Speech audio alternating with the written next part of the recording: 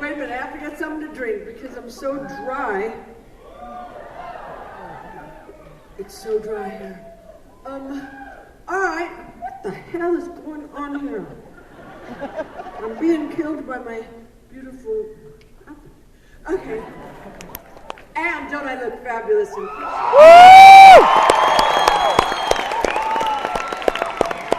Yes, and it only takes me 5 hours to get looking this good. Well, whatever. Alright, so I'm glad that you're here.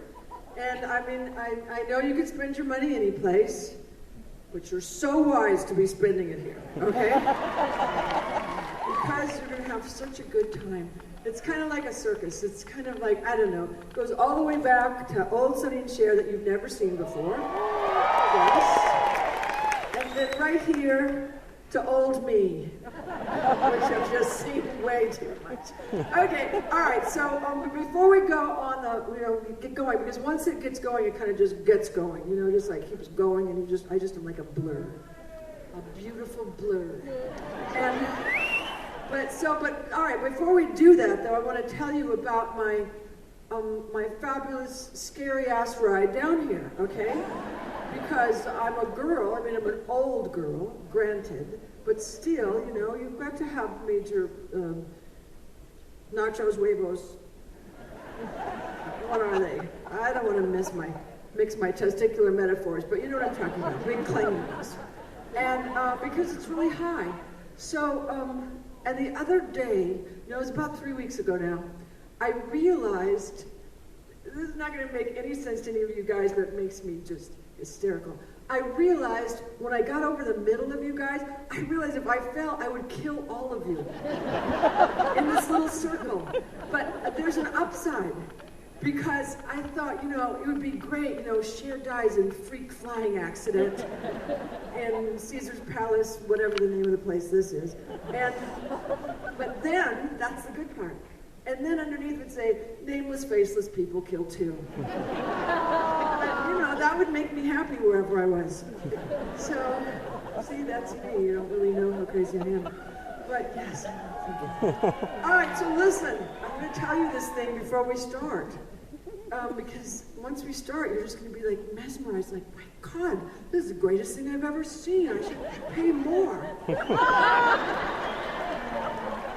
All right, so we go up there, we go high, way up there, and we get to this kind of a little staging area, kind of like this little round place where I'm standing right now, a little bit bigger.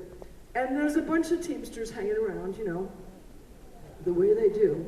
And, I'm going up there and I'm being like so cute and sexy and whatever, and they're just going like, Donnie Marie, Cher, Bette, Elton, whatever, I just gotta get to the strip club by 10 o'clock. That's where it is with us.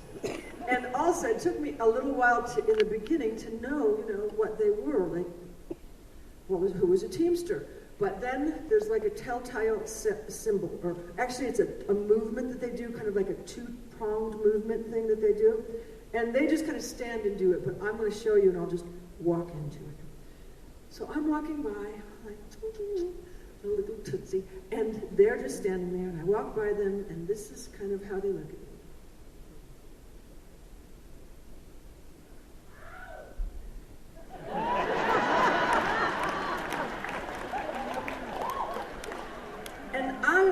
Have never felt the need to grab my crotch. So, I don't know, it's like, oh, hi, where are you, how you been, whatever. But I kind of think that it's kind of, it's a swingage thing with those guys. I think it's that, I think it's a swingage thing with men. But, so, we don't have to, it's there, quiet, reserved, sometimes.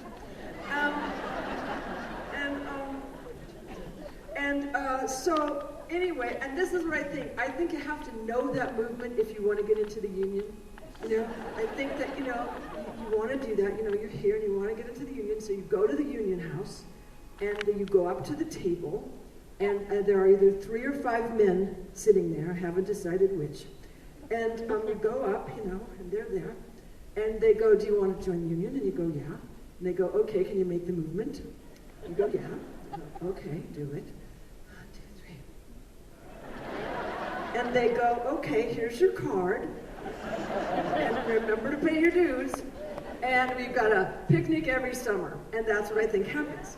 All right, so they're standing around and they're making these men faces, you know, and then I've got my girls with me, you know, and we're going up there, we're getting ready to work.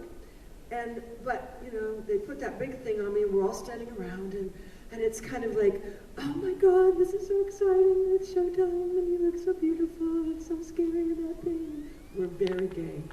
And yes, of course you're out there.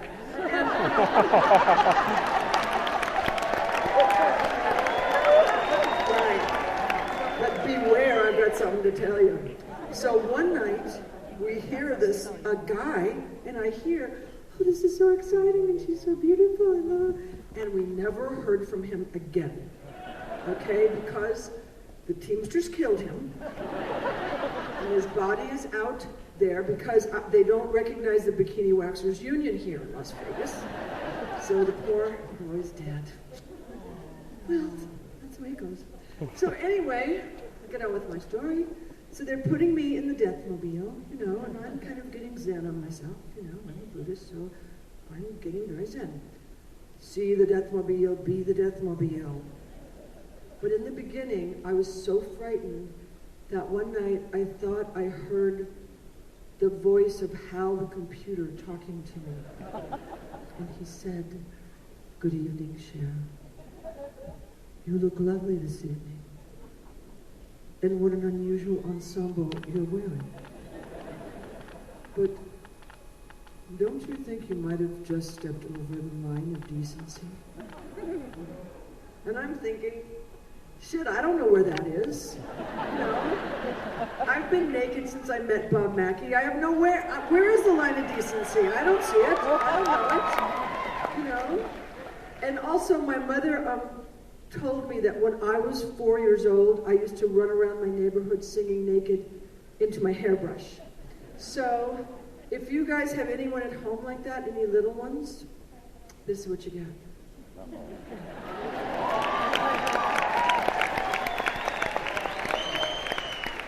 Oh my God, look at how cute I look from behind.